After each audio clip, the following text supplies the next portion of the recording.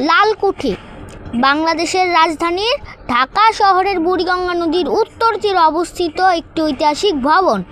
এটি ঔপনিবেশিক আমলের একটি নিদর্শন, যা মূলত ব্রিটিশ শাসনামলে নির্মিত হয়। এই স্থাপনাটির সঙ্গে ঢাকার রাজনৈতিক ও প্রশাসনিক ইতিহাস জড়িয়ে আছে। লালকুঠি নামটি এসেছে ভবনটির লাল ইটের তৈরি স্থাপত্য শৈলীর কারণে।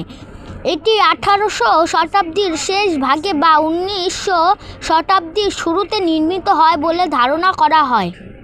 এটি ছিল ব্রিটিশদের কাস্টম হাউস, যেখানে নদীপথে আসা পণ্যের শুল্ক আদায় করা হতো।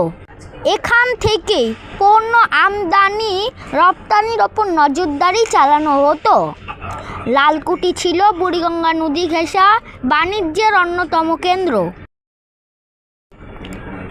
এটি ঢাকা শহরের প্রাচীন সাক্ষ্য বহন করে। ব্রিটিশ বাণিজ্যিক ও প্রশাসনিক অবকাঠামোর